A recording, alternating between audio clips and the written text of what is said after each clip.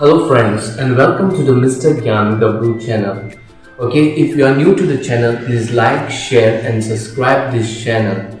Now in this YouTube channel, we are going to bring all the informative videos, all the videos which are related to the social life, political life, life skills and much more. Okay, so do enjoy this YouTube channel by subscribing it and don't forget to press the bell icon.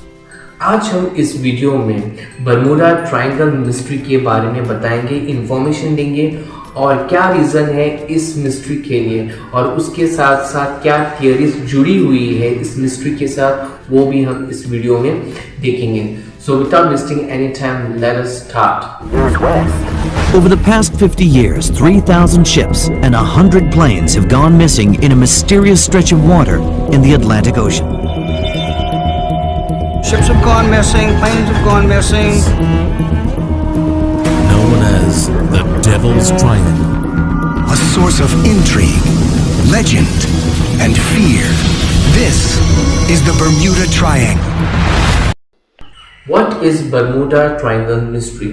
Bermuda triangle mystery एक mystery है इतिहास में, in the history. और हम देखते हैं कि 100 से ज़्यादा विमान और जहाज़ यहाँ इस बर्मुडा जगह पर जाने के बाद एक जगह है जहाँ पर पानी पूरा है, ठीक है. और इस जगह पर जाने के बाद विमान और जो जहाज़ है जब गए तो वो कभी भी वापस नहीं आए. ओके, ये बर्मुडा जो एरिया है वो अमेरिका के साथ जुड़ा हुआ है. It is near close to the America. Okay, and this is the small islands. Okay, Bermuda is also a small island over there. And okay, so इस बर्मुडा में हम देखते हैं कि जो हिस्ट्री में देखा जाए, इतिहास में देखा जाए तो 100 से ज़्यादा, मोर देन 100 शिप्स और मोर देन 100 एयरक्राफ्ट जो भी गए थे तो वो कभी भी वापस नहीं आए. तो एक घटना ऐसे शुरू होती है 1945 5 दिसंबर को दोपहर के 2:10 PM को.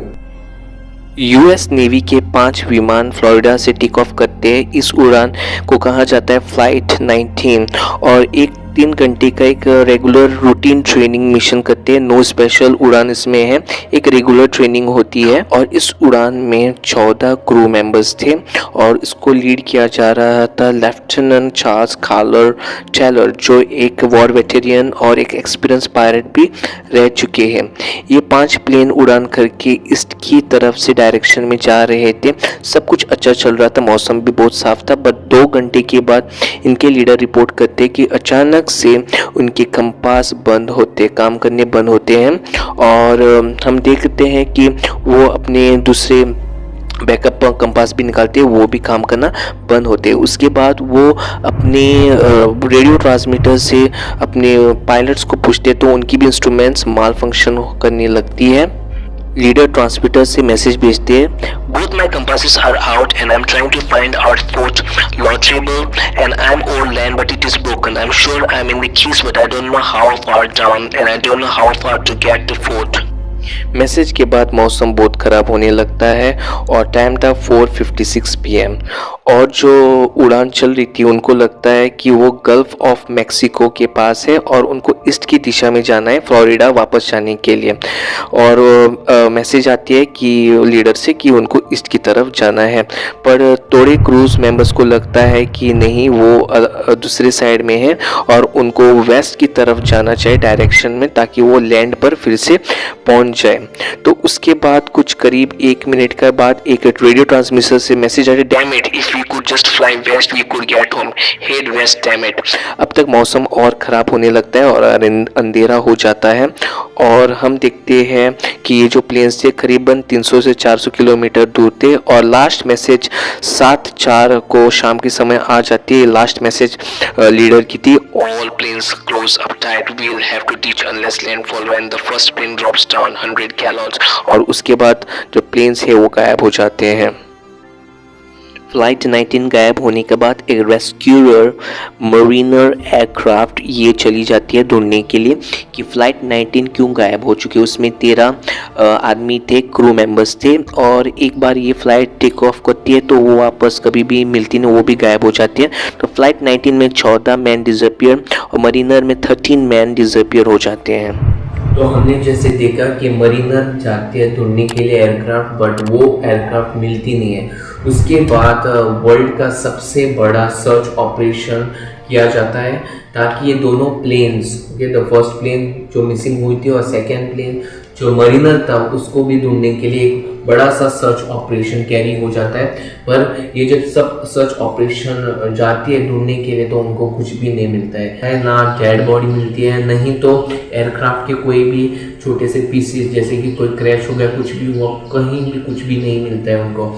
और जैसे आज की तारीख तक ये दोनों प्लेन्स गायब है और उनको आता पता कुछ भी नहीं, neither of the dead bodies, neither इंसानों की, नाइदर ऑफ द एयरक्राफ्ट। और उसके बाद बहुत सारी घटनाएं हुई हैं जहाँ पर हम देखते हैं कि there are hundreds of ships और हंड्रेड्स ऑफ एयरक्राफ्ट, 100 से ज़्यादा विमान और 100 से ज़्यादा एयरक्राफ्ट, ओके, जहाज़ अब गुम हो चुके हैं और कभी भी उनका अता पता नहीं है। बरमूडा ट्रायंगल माना जाता है एक समुद्र का सबसे मिस्टीरियस हिस्सा है। हम जानते हैं कि 100 से ज़्यादा जहाज़ और 100 से ज़्यादा एयरक्राफ्ट यहाँ पर गुम हो चुके हैं, ठीक है। एक ऐसा एरिया जो अमेरिका में फ्लोरिडा से पुर्टो रिको तक और बरमूडा तक एक ट्रायंगल का एरिया बन जाता है, इसलिए उसको बरमूडा ट्रायंगल बोला जाता है। और इसकी एरिया है 5 लाख स्क्वायर माइल्स तक करीबन, ठीक। बरमूडा मिस्ट्री ट्रायंगल्स की ये सारी घटनाएं होने के बाद बहुत सारे आर्टिकल्स, बहुत सारी थियरीज आ चुके हैं और उसमें से ऐसे भी थियरीज थे। फॉर एग्जांपल वहाँ पर एलियंस है और जो एलियंस है इन जहाज़ों को और एयरक्राफ्ट्स को वो लेके चले जाते हैं। सम थियरीज ऐसे भी बन चुके थे कि पानी समुंदर के अंदर सी मॉन्स्टर्स है और वो सी मॉन्स्टर्स क्या करते हैं, जहाज़ और जैसे कि एयरक्राफ्ट और दिस बोट्स, उनको शिप्स को वो तोड़ देती हैं और डिस्ट्रॉय करते हैं। So there are sea monsters, ऐसे भी थियरीज आ चुके हैं। पर हम इस वीडियो में देखेंगे कि रियलिटी क्या है, what is real thing, okay. हम उन साइंटिफिक थियरीज को देखेंगे जो प्रूवन है, ओके, और उसके साथ डिस्कस करेंगे कि ये बरमूडा मिस्ट्री ट्रायंगल है क्या और ये घटनाएं वहाँ पर क्यों होती हैं, okay. The first reason is this, theory of magnetism. Theory of magnetism क्या है?